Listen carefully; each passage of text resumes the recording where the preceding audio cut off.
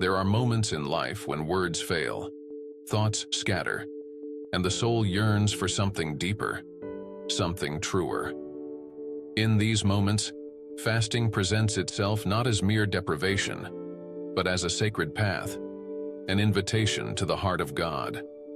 Throughout the centuries, men and women of faith have turned to fasting to purify their minds, strengthen their spirits, and draw the attention of the divine. But why is fasting so powerful? Fasting is more than just abstaining from food. It's a spiritual practice that symbolizes our deep desire to be closer to God, to seek His presence with greater intensity, and to align our spirit with His will. When we fast, we are declaring that our sustenance comes not from bread alone, but from every word that proceeds from the mouth of God. Humility is at the core of fasting. By voluntarily choosing to fast, we acknowledge our human frailty and our absolute dependence on God. It's a powerful gesture of surrender, where we affirm that our physical needs are secondary to our desire to connect with the Creator. In a world that teaches us to satisfy every craving, fasting stands as a reminder that not every desire must be fulfilled. It calls us to embrace discipline and sacrifice, turning these into acts of worship. God is drawn to humility. In 2 Chronicles chapter 7, verse 14, we read, "If my people, who are called by my name, will humble themselves and pray and seek my face, I will hear from heaven, and I will forgive their sin, and will heal their land." Through fasting, we place ourselves in a posture of humility before God, acknowledging that without Him, we are powerless. It's this act of surrender that captures God's attention, revealing our willingness to prioritize Him above all else. Fasting is also an expression of deep faith. When we abstain from something as fundamental as food, we are making a bold statement.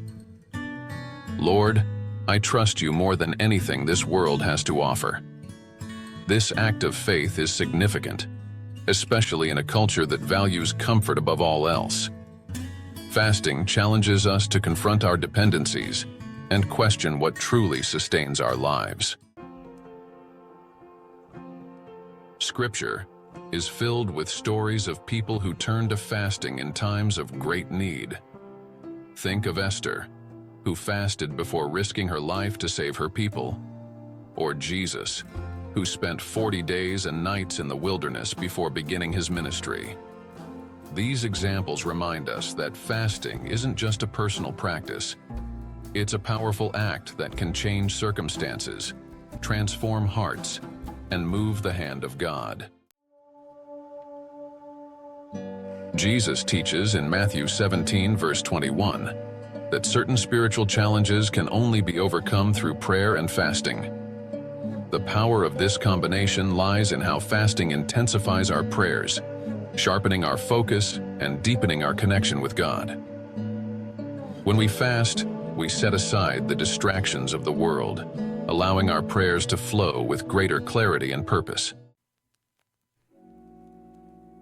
Fasting is more than an act of deprivation. It's a pursuit. In fasting, we seek God's intervention in our lives. It's as if we're saying, God, I'm willing to sacrifice what's necessary so that you can move in my life. This powerful invitation allows God to intervene in our circumstances, offering guidance, correction, and blessing. Joel chapter 2, verses 12 to 13, offers a profound call to genuine fasting. Even now, declares the Lord, return to me with all your heart, with fasting and weeping and mourning. Rend your heart and not your garments. Return to the Lord your God, for he is gracious and compassionate, slow to anger and abounding in love. Fasting is an avenue through which we can wholeheartedly turn back to God, seeking His mercy and grace with sincerity. Beyond its spiritual significance, fasting also serves as preparation for the battles that lie ahead. Before Jesus began His public ministry, He underwent a period of self-denial. This time was critical for fortifying Him, both physically and spiritually, for the trials that awaited Him.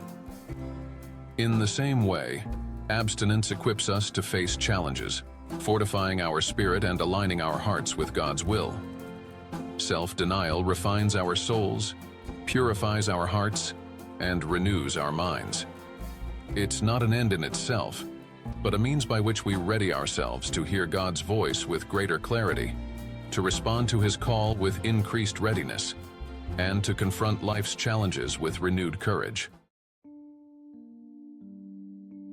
The Bible is rich with examples of fasting, leading to powerful divine responses. When Ezra led the people of Israel back to Jerusalem, he proclaimed a fast to seek God's protection for their journey. As we read in Ezra 8 verse 23, "So we fasted and petitioned our God about this, and He answered our prayer."